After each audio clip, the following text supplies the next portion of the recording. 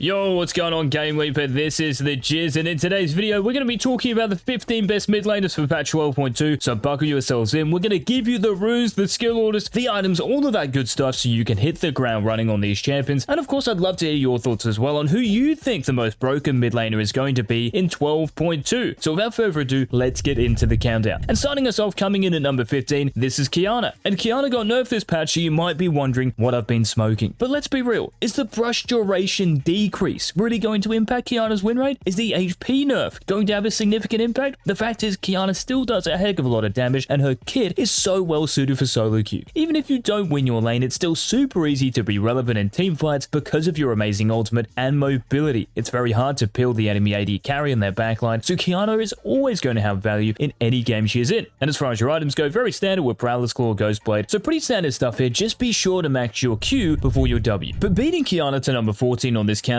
is a champion who's probably even more frustrating to play against, and this is Aurelia. And Aurelia in the mid lane, despite the shield bow nerfs from last patch and the Wit's End nerfs, is still an absolute menace. Probably the strongest early game champion, and if you're against an immobile mage, the mobility you have in your Q and the quick stacking, because your passive is now 4 stacks, and Conqueror going back to 5 seconds, this is really nice to keep it stacked so you always have some sort of kill potential during the lane. But as far as your summoner spells go, I know this page is recommending teleport, but to be honest, Ignite is probably the better choice because we're picking Aurelia to win lane, not to TP around the map and, make plays for our team. Who cares about them? We're all about the 1v1, so definitely consider running Ignite instead. Now, beating Aurelia to number 13 on the countdown is a champion who's seeing a lot more play recently, and it's all because of the Shadow Flame introduction in the preseason, and this is LeBlanc. So for LeBlanc, with Sorcerer's Shoes, Luden's Tempest, very standard, but then with Shadow Flame in here, because this is giving you 100 AP, huge, and also magic penetration because of Luden's passive, and it's also giving you magic penetration on those targets who have shields. And in this day and age, let's be honest, which champion does not have a shield in 2022? All of them do. So this item is always going to have value, and this has seen LeBlanc really take off, especially in high reloads and in pro play, where she is picked and banned an awful lot still. And one of the big advantages of LB is your setup and your roaming. You have some of the best mobility in the game, and it's really hard to lock you down. And to be honest, from a jungler's point of view, ganking against a LeBlanc is super annoying because, yeah, her passive means she's pretty much unkillable, and there are tons of other champions you'd rather play against, so LB comes in at number 13. But beating LeBlanc to number 12 on the countdown is another AD champion, and this is Akshan. And for Akshan in the mid lane, it is one of the freest lanes you can have, because very few champions can put up with your early game pressure, especially those immobile mages I was talking about for Aurelia, because of your heroic swing. Now in some matchups, as you can see, the skill order, you want to be maxing your Q first, especially against short range champions, because the harass and the damage you get from Q is going to be more consistent. Against range champions, however, you want to be maxing your heroic swing, because this is really your big kill threat. Once you actually use that swing and you jump onto the enemy champion's head, the damage you deal is nuts. By that point, especially if they don't have flash, that champion is 100% going to die. And despite the shield bow nerfs from last patch, they really haven't dissuaded Akshan from going the item. It is still so viable. And following this with a Storm Razor, which is kind of interesting, because of the slow from Storm Razor, it gives you the ability to chase enemy champions and also escape from some sticky situations. But ahead of Akshan, coming in at number 11 on the countdown, is one of the most reliable mages in the game, and this is Lux. And for Lux, it's very standard stuff here, with Luden's Tempest, Horizon Focus, which now procs off of your slows, so maybe the slow from your Lucent Singularity. This could actually proc Horizon Focus's passive, which is really nice, and everything else here is pretty straightforward. Ever since Lux got buffed towards the end of Season 11, she has been a mainstay champion on this countdown, and probably will continue to be unless she gets giga nerfed. Just be sure that if you do play Lux, to hold on to your light binding, especially against champions like Fizz. You can see the win rate is not that great, and Yasuo, these champions with mobility and are assassin type champions, please be very careful about using your Q, and especially against Yasuo, which is a matchup lots of people struggle in, stay away from the minion wave and poke him from afar. Your laser, remember, penetrates his wind wall. But beating Lux into the top 10, this is a champion who is going to froth the new Rylai's Crystal Scepter, which is costing just 2600 gold in 12.2, which is a 400 gold decrease, and this champion is Cassiopeia. And for Cassio in the mid lane at the moment, it's a really nice situation for her because Archangel's Staff, since the buff in the preseason, so it's 2600 gold just like Rylai's at the moment, it's very cheap. Same thing with Everfrost is 2800 gold, and you can of course go Crown of the Shattered Queen in some games, depending on the enemy champions, which is also 2800 gold. So it's a very cheap build, but most importantly, extremely effective, especially Rylai's Crystal Scepter, which is making you a bit tanky with the extra HP. And even though you're losing a bit of AP, it's just the fact this item on Cass is so good. Like if you land one Noxious Blast onto an enemy champion, they are not going to be able to escape. And pair this with your Miasma and your permanent Twin Fangs, that champion is 100% dead. And it's also useful in teamfight situations. Slowing multiple enemy champions with your AoE is super useful not just for you, but also your teammates. So Cassiopeia has to be considered as one of the best mid laners. But beating Cassio to number 9 on this countdown, this is one of the most picked champions at the moment, especially in pro play, and this is Vex. And this champion really has it all. She might be a little bit gankable, but she brings so much to the party. AoE, setup, wave clear. She's just a great all-round champion, and to be honest, doesn't have many losing matchups. And she's also a great counter to those pesky champions you see, like Yone, Zed, LeBlanc, very good into these because of her passive. And another benefit of going Vex is that you can build pretty much any of the major mythics. You can go Everfrost, Crown of the Shattered Queen, Luden's Tempest. It just depends on the team you're against and how fed you actually are. But if you do play Vex, just make sure to start with your E. I have seen some Vex players in lower elo start with their Q. It's just a lot harder to hit. Your Looming Darkness is pretty much guaranteed free damage in the early game, so make sure you get this at level 1 and you are on your way. But ahead of Vex coming in at number 8 on this countdown is one of those pesky champions we just talked about, and this is Yasuo. And for Yasuo and Yone actually, who's coming in at number 7. And for these two champions, their Q is scaling more off their AD. And to be honest, this buff really didn't make much sense. I don't know, lots of people were upset about it because it's not like Shield Bow nerf put them into the ground. They're still very good and very viable champions, especially for solo queue, so this was a pretty questionable decision. But it's definitely no joke that these two champions are two of the strongest mid laners in the game at the moment. So both of these with the new lethal tempo, which is scaling better for melee champions, and because Yone and Yasuo are two of the best scalers in the game, particularly Yone, this makes them even deadlier once the game gets into the late game, which for the most part, especially in low elos, is probably going to happen. So Yasuo and Yone, for sure, if your team needs a bit of attack damage in the mid lane, are two of the premier picks you can choose for 12.2, but beating the Blood Brothers to number 6 on this countdown is one of the scariest late game champions, perhaps even scarier than Yone and Yasuo, and this is Kayle. And because of the change to lethal tempo this patch, so for ranged champions, the attack speed you get per stack is going down to 5% in the early game, but once you get to just level 12, this is going to be 9%. 9%! That is crazy. And at this point, you should have your Nash's Tooth, and it's going to be even easier to get to max stacks, which is going to mean 54% extra attack speed. Who on earth is going to be able to deal with this? Now, I will just say this, if you are thinking of picking Kayle in the mid lane, try to pick her when you know who the enemy mid laner is going to be. You do very well into assassins because of your ultimate, so if they do have a lot of range in the mid lane or in their team composition, Kayle isn't going to be in the best spot. But beating Kayle to number 5 on this countdown, this of course is Crown of the Shattered Queen Kassadin. Like, I don't think there's a more annoying champion in the mid lane to play against. As soon as you see a castle on the enemy team, especially if you're playing an AP damage dealer in the mid lane, there is no worse feeling, and because of the Crown of the Shattered Queen, it's still reducing the enemy champion's damage to you by 75%. Cass cannot die, but he can easily kill you. That's just how this champion works. Even though he was nerfed in the preseason, these haven't really done much. He's still an absolute weapon, and thankfully because the Archangel staff changed, so it's 2600 gold and working off ability haste, so you might be losing a bit of AP there, but it's just so useful for your rift walk and getting kills around the map, so Kassadin starts off the top 5. But beating Kassadin number 4 in the countdown, well, it's a champion who Kassadin absolutely dominates, but this is Anivia. And for the Cry Phoenix, just like these champions, building Everfrost, building Archangel staff, because these two items are super cheap these days, it is just such an efficient build path, and you get to these spires quicker than any other champion in the game. And what's going for Anivia that isn't going for maybe Kassadin, it's your laning phase is very strong indeed. You can see here that in high elo, when Anivia is running Knight, they win close to 53% of games, and with this rune page, close to 60%. And what's an interesting detail is that they're not running an attack speed rune in their minor runes. They're running 2 adaptive 4s, which just means you hit harder, and you're probably going to get more kills. Pair this with Ignite, it gives you so much kill threat in the mid lane, so Anivia for another patch is going to be one of the scariest mid laners. But starting off the top 3, we have a champion who might not be as scary as Anivia and some of these other champions during the laning phase, but for sure, once level 6 and the team fighting stage rolls around into your games, Twisted Fate is, to be honest, just the best pick. He is pick banned at the moment in pro play. He is just that broken because of how the new teleport works. So for the first 14 minutes of a game during the turret play phase, Twisted Fate's ultimate destiny gives him such an advantage that other champions don't have, because with the new teleport, you can only TP the towers. So think about Twisted Fate's ultimate. You can point and click anywhere as long as it's in range, so this freedom of movement is a huge plus. And also what's happening this patch is that Lichbane, and you could say this for other champions on this list, especially those we've talked about, so maybe Kassadin, Kayle, Lichbane is getting buffed, so you're getting ability haste and it's scaling more off your AP, and the spellblade cooldown is down to 1.5 seconds. This is huge, and for Twisted Fate, who's already broken, this just pushes him into Turbo S+